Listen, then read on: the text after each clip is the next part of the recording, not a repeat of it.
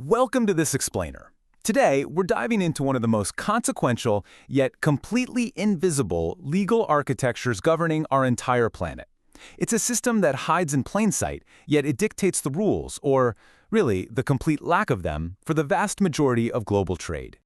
Picture this. Right now, at this exact moment, there are over 50,000 commercial ships moving across an ocean with almost no borders, practically no police, and no recognizable laws. It is a massive, floating empire operating in a space most of us never even think about. So why should you care? Well, because over 90% of literally everything you own, the smartphone in your pocket, the clothes on your back, the food on your table, travels on these very ships. They're operating in a profound legal blind spot while carrying the entire weight of the global economy on their decks.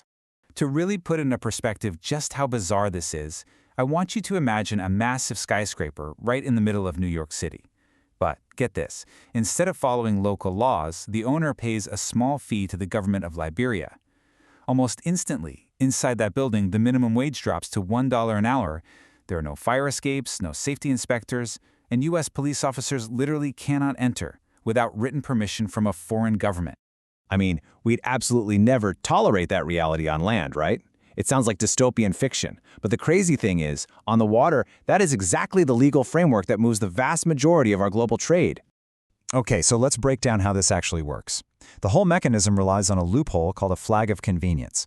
It allows a billionaire ship owner, let's say they're from the US or Germany, to pay a tiny annual fee to a foreign registry. And just like magic, their home country's labor standards, environmental laws, and corporate taxes vanish. They are replaced entirely by the laws of the flag they just purchased. And the reason this works is baked right into international law.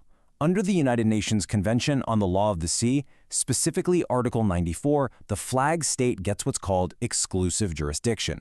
That means if a ship flies a nation's flag in international waters, only that specific nation has the authority to investigate or prosecute what happens on board. So if that flag state doesn't have a navy or just doesn't care to inspect its vessels, there's effectively no law out there at all. Now, looking at this data, the absurdity is just staggering.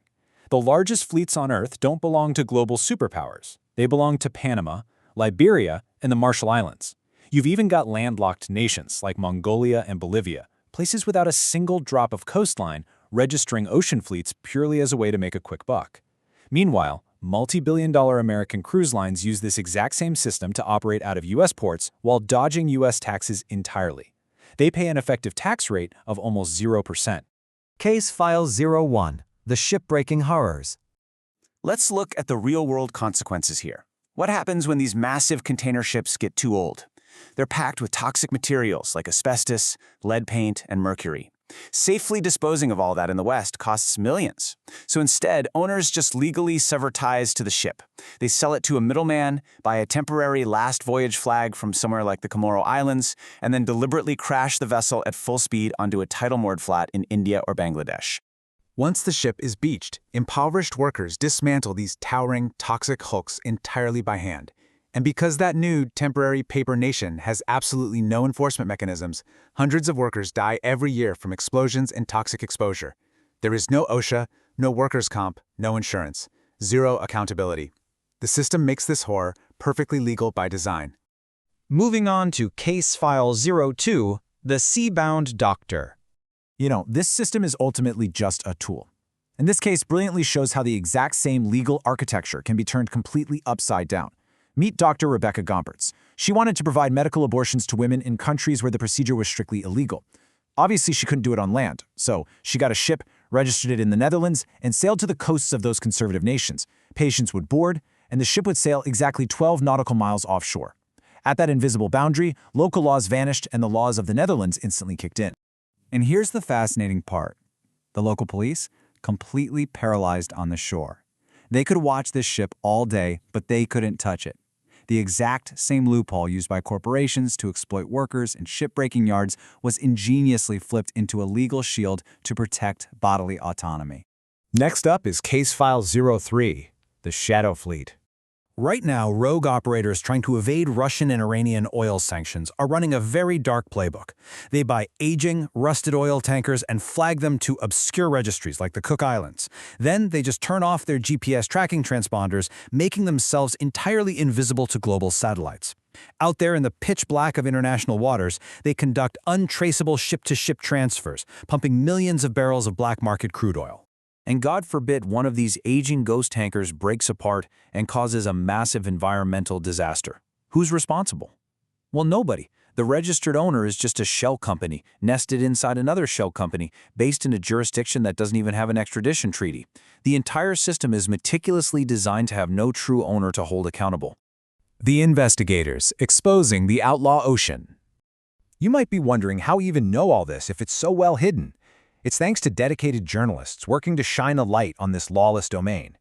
Pulitzer Prize-winning journalist Ian Urbina and his Outlaw Ocean Project have captured primary, undeniable evidence of horrors on the high seas. We're talking real footage of forced sea slavery and even videos of maritime murder that absolutely no nation will step up to investigate, simply because no clear legal jurisdiction applies. On top of that, organizations like the International Transport Workers Federation systematically track what they call abandoned seafarers. These are entire crews legally stranded in foreign ports for months without food, water, or their wages.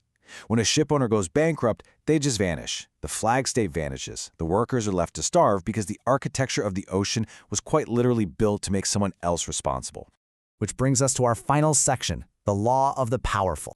As we wrap up this explainer, we really need to step back and look at the big picture. This flag of convenience system quietly governs the products you use every single day, and it systematically exploits one unavoidable geographic reality. 70% of our planet is ocean, and it remains, practically and legally, the world's largest ungoverned space. It leads us with a pretty terrifying question to ponder, doesn't it? What does sovereignty or accountability even mean in our modern world when a massive corporation can just purchase its own jurisdiction for a few $1,000s, picking out laws from a catalog like a business plan? Ultimately, when a legal framework is explicitly designed from the ground up to make sure no one is ever held responsible for taxes, for the environment, or for human life, well, the law of the sea becomes nothing more than the law of the powerful.